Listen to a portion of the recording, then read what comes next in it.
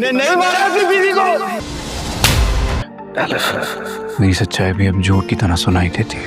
यही तो ऐसे लोगों की अदाकारी होती है रानिया। इल्हाम की मौत भी अलफ की मौत की तरह हादसा लगा। इसकी आंखों में इतनी उदासी हो, इतना सन्नाटा हो, वो कातिल कैसे हो सकता है? मैं वो इंसान हूँ जिसके पास छुपाने के लिए शायद कुछ भी नहीं है। एक बात का ख्याल रखना, मैंने इस लड़की को बहुत अंडर एस्टिमेट किया। मुझे इसका कुछ करना पड़ेगा।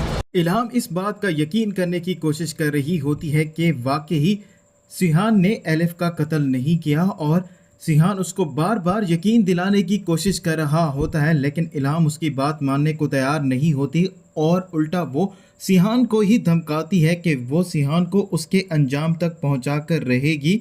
और सिहान के लिए तो बहुत ही ज़्यादा मुश्किल हो चुका होता है, क्योंकि सिहान जैसे ही इल्हाम को देखता है तो उसे एलिफ याद आ जाती है, क्योंकि इल्हाम और एलिफ जुड़वा बहनें हैं और इल्हाम बिल्कुल एलिफ की तरह ही लगती है। और सिहान उसे देखकर बहुत ही ज़्यादा परेशान हो रहा होता है और वो बार बार इल्हाम की बजाय एलिफ का नाम ही ले रहा होता है। और इल्हाम आकर रानिया को भी सारी हकीकत बताती है कि जिसे तुमने अपने गेस्ट हाउस में रखा हुआ है वो बहुत ही ज़्यादा ख़तरनाक इंसान है और वो अपनी बीवी की जान भी ले चुका है। लेकिन रानिया को इस बात का यकीन नहीं आ रहा होता, तो वो इल्हाम से यही बात कहती है जिसके चेहरे पर इतनी मासूमियत हो और आंखों में इतनी उदासी हो। मुझे नहीं लगता कि ऐसा शख्स किसी की जान ले सकता है, वो तो जान देने वालों में से लगता है। तो इल्हाम यही बात कहती है, यही तो इस शख्स की अदाकारी है, बस मुझे इससे सच उगलवाना है और इसको इसके अंजाम तक पहुंचाना है। और सिहान बार बार उसे यकीन दिलाने की कोशिश भी कर रहा होता है। और वहीं दूसरी तरफ